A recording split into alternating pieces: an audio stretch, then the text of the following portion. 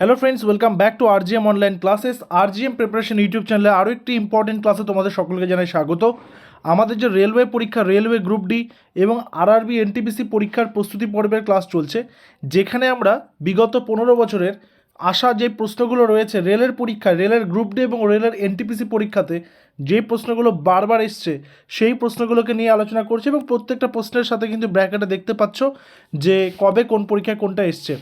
এবং তোমাদের প্রথমে জানিয়ে রাখি যে আমাদের আরজিএম এডুকেশনের সম্পূর্ণ তত্ত্বাবধানে এই রেল গ্রুপ ডি, যেটা ফর্ম ফিল আপ জাস্ট হয়ে গেল, এই রেল গ্রুপ ডির কিন্তু ব্যাচ নাম্বার 2 এ অ্যাডমিশন চলছে এবং যেটা শুরু হবে আগামী 7ই মার্চ থেকে। যে ব্যাচের ক্লাস শুরু হবে আগামী 7ই মার্চ থেকে, ঠিক আছে? তো তোমরা সেই ব্যাচ সংক্রান্ত সমস্ত ডিটেলস আমাদের অফিসিয়াল হোয়াটসঅ্যাপ নাম্বার 9564345236 এই নম্বরে তোমরা হোয়াটসঅ্যাপ করবে, সমস্ত ডিটেলস পেয়ে যাবে। অথবা এই ভিডিও ডেসক্রিপশনে সমস্ত ডিটেলস কিন্তু দিয়ে রেখেছি, একবার অবশ্যই চেক আউট করে নেবে। তো গতকালকের ক্লাসের পরেই আজকে কিন্তু কোশ্চেন নাম্বার 46 রাখছি। ভারত ছাড়ো আন্দোলন শুরু হয়েছিল কবে? রেলওয়ে গ্রুপ ডি পরীক্ষা 2014 সালের প্রশ্নপত্র 1939, 1940, 1941 নাকি 1942? ভারত ছাড়ো আন্দোলন কবে শুরু হয়েছিল? সঠিক উত্তর হবে অপশন নাম্বার ডি, 1942। তারিখটা যদি আমি বলি, তারিখটা হচ্ছে 8 অগস্ট। 8 অগস্ট, যেটা মোহনদাস করমচাঁদ গান্ধীর হাত ধরে যেটা শুরু হয় এবং যেটা কিন্তু একটা চারিদিকে প্রচণ্ডভাবে সাড়া ফেলে এবং পরবর্তীতে ভারতবর্ষ কিন্তু স্বাধীনতা লাভ করে, ঠিক আছে? তো ভারত ছাড়ো আন্দোলনের একটা সিগনিফিকেন্স কিন্তু রয়েছে এটার ওপরে। এরপরে আসি, পরের নম্বরে বলেছে শেষ মুঘল সম্রাট কে ছিলেন? এটাও রেল গ্রুপ ডি 2014 সালের পরীক্ষার প্রশ্নপত্র। শেষ মুঘল সম্রাট, বেসিক্যালি কিন্তু অনেকের মনের মধ্যে কনসেপ্ট আছে ঔরঙ্গজেবের সময় নাকি মোগলদের শেষ হয়ে যায়, তা কিন্তু নয়। ঔরঙ্গজেব মারা গেছেন 1707 খ্রিস্টাব্দে। তারপরে কিন্তু মুঘল বাদশারা আরও প্রায় 150 বছর, আরও প্রায় 150 বছর তারা কিন্তু শাসন করেছেন এবং শেষ মুঘল সম্রাট ছিলেন অপশন নাম্বার ডি, দ্বিতীয় বাহাদুর শাহ। এবং কত খ্রিস্টাব্দে তার সেই সাম্রাজ্যের অবসান ঘটে? 1857 খ্রিস্টাব্দে।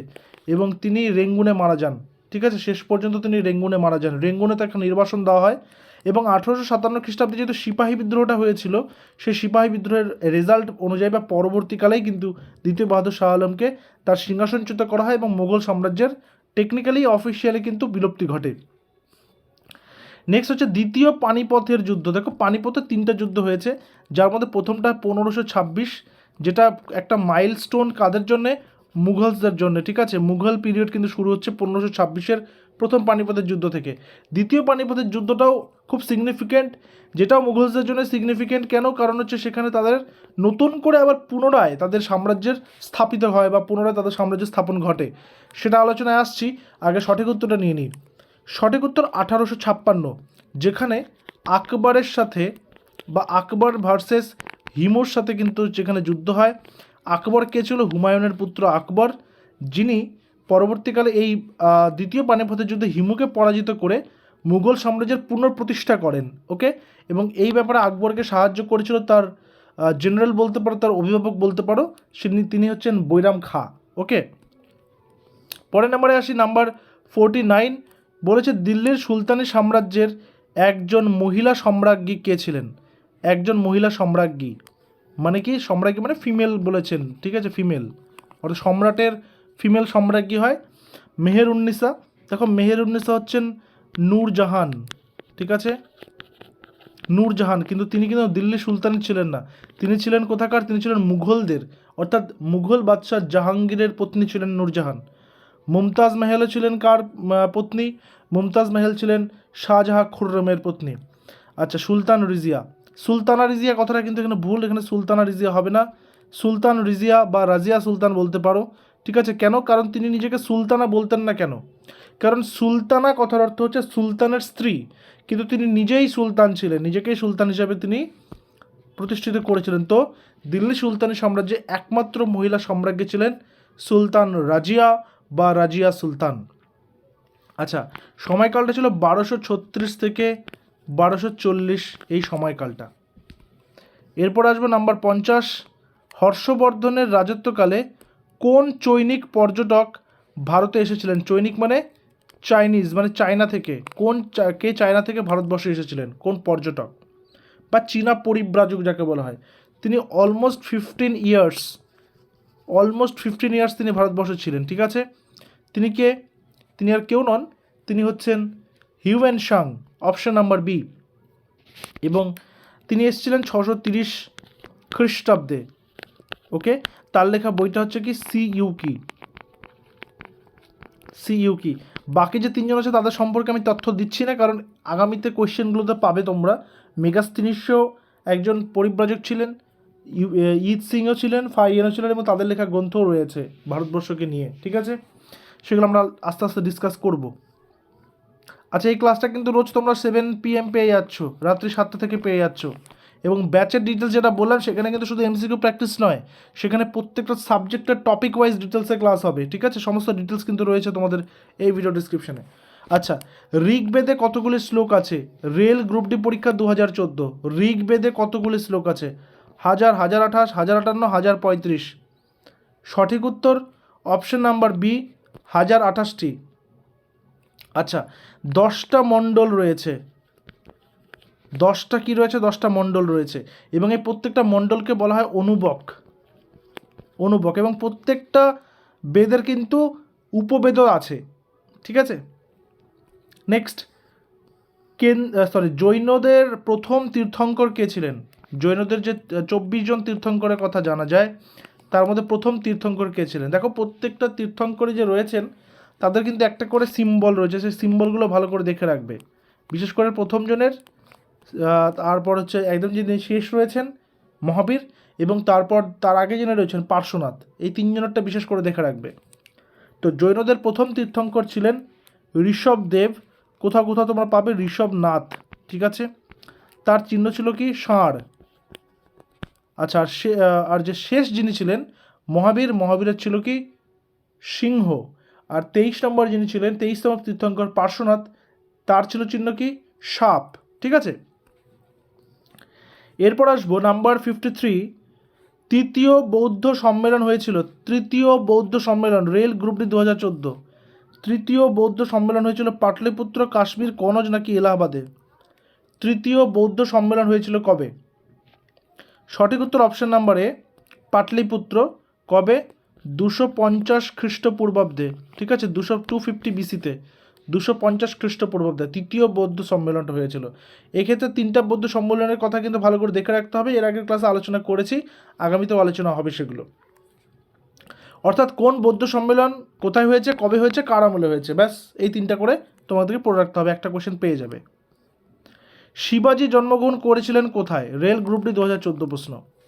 শিবাজি, মারাঠাদের যিনি নায়ক, মারাঠা উত্থানের পেছনে যিনি প্রধান কর্ণধার, শিবাজি বা ছত্রপতি শিবাজি জন্মগ্রহণ করেছিলেন কোথায়? পুনেতে, রায়গড়ে, পুরন্দরে নাকি শিবানারে? সঠিক উত্তর অপশন নাম্বার ডি, শিবানারে। কোন দুর্গে? পাহাড়ি দুর্গে। কোন দুর্গে? পাহাড়ি দুর্গে। ঠিক আছে, নেক্সট নাম্বার 55। তরাইনের প্রথম যুদ্ধ। দেখো, তরাইনের যে যুদ্ধগুলোর কথা আমরা বলছি, তরাইনের মোট 2টো যুদ্ধ হয়। একটা যুদ্ধ হয়েছিল কত সালে? 1191 খ্রিস্টাব্দে। কার মধ্যে হয়েছিল? পৃথ্বীরাজ চৌহান ভার্সেস মোহাম্মদ ঘুরি। এমজি লিখে রাখলাম। ঠিক আছে, যেখানে পৃথ্বীরাজ চৌহান জয়লাভ করেন। ঠিক তার পরের বছর 1192 তরাইনের দ্বিতীয় যুদ্ধ হয়। কাদের মধ্যে? পৃথ্বীরাজ চৌহান এবং মোহাম্মদ ঘুরির মধ্যে। কিন্তু এবার মোহাম্মদ ঘুরি জয়লাভ করেন এবং পৃথ্বীরাজ চৌহানকে বন্দি করে আফগানিস্তানে নিয়ে যান। ঠিক আছে, তো তরাইনের প্রথম যুদ্ধ 1191, তরাইনের দ্বিতীয় যুদ্ধ 1192। ওকে, নেক্সট কোয়েশ্চেন আসবো নাম্বার 56। দিল্লির কোন সুলতান রাজধানী দিল্লি থেকে দৌলতাবাদে স্থানান্তরিত করেন? এটা অ্যান্সার আমি বলবো না, এটা গতকালকের ক্লাসেও ছিল। বারবার বলছি, রেলওয়েজের কিন্তু প্রচুর কোয়েশ্চেন তারা রিপিট করেছে, ভালো করে করতে হবে। দিল্লি কোন সুলতান রাজধানী দিল্লি থেকে দৌলতাবাদে স্থানান্তরিত করেন? ইলতুৎমিশ, ফিরোজ শাহ তুগলক, মোহাম্মদ বিন তুগলক নাকি বলবন? কি হবে কারেক্ট অ্যান্সার? কারেক্ট অ্যান্সার হবে অপশন নাম্বার আচ্ছা, এটা তো হোম ট্যাক্স দিয়েছি, এটা অ্যান্সার আমি বলবো না, এটা অ্যান্সার তোমরা করবে। ঠিক আছে, নেক্সটে আসি। নিম্নলিখিত স্থানগুলির মধ্যে কোনটি একাধিক রাজ্যের রাজধানী, অর্থাৎ কমন ক্যাপিটাল? ঠিক আছে, এটা রেলওয়ে গ্রুপ ডি 2014-তে এসছে। কলকাতা। কলকাতা কোথাকার রাজধানী? ওয়েস্ট বেঙ্গলের। আর কোনো কিছু রাজধানী আছে কি কলকাতা? না, নেই। পাটনা কোথাকার রাজধানী? বিহারের।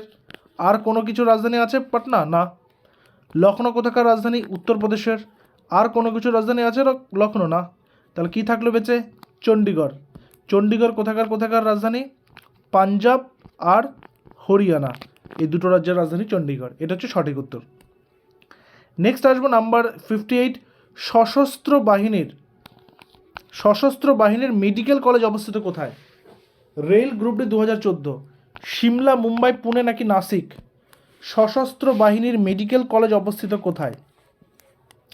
সশস্ত্র বাহিনীর মেডিকেল কলেজ, সঠিক উত্তর অপশন নাম্বার সি, পুনেতে। ঠিক আছে। নেক্সট আসবো নাম্বার 59। ইন্ডিয়া উইন্স ফ্রিডম, এই বইটার নিয়ে প্রশ্ন বারবার আসে। এই বইটা কে লিখেছেন? রেলওয়ে গ্রুপ ডি 2014 প্রশ্ন। ইন্ডিয়া উইন্স ফ্রিডম কার লেখা? Option number D, Abul Kalam Azad. কে ছিলেন? প্রথম শিক্ষামন্ত্রী, ভারতবর্ষের স্বাধীন ভারতের প্রথম শিক্ষামন্ত্রী। আচ্ছা, জওহরলাল নেহরুর একটা বই রয়েছে, কি? The Discovery of India. Okay. Question number 60। Nalanda বিশ্ববিদ্যালয়ের প্রধান ছিলেন কোন বাঙালি পণ্ডিত? নালন্দা ইউনিভার্সিটি, যেটা পরবর্তীকালে 2009 সালে আবার পুনরায় চালু করা হয়, যেটা বখতিয়ার খিলজির হাত ধরে যেটা ধ্বংসপ্রাপ্ত হয়েছিল। তো সঠিক উত্তর কী হবে? সঠিক উত্তর অপশন নাম্বার ডি, শিলভদ্র। ঠিক আছে। তো এই ছিল আমাদের আজকের সেটের 15টা কোয়েশ্চেন, যেটা তোমাদের হোম টাস্ক দেওয়া হলো। সেই কোয়েশ্চেনটা কিন্তু অ্যান্সার তোমরা করবে। এই যে দিল্লির সুলতানির বা কোন সুলতান দিল্লির রাজধানী দিল্লি থেকে দৌলতাবাদে স্থানান্তরিত করেন? অ্যান্সারটা তোমরা কমেন্ট সেকশনে জানাবে। চলতে থাকবে আমাদের ক্লাস কন্টিনিউ পরীক্ষা পর্যন্ত। দেখা হচ্ছে পরবর্তী ক্লাসে। Till then, stay connected with RGM preparation YouTube channel. Thank you very much.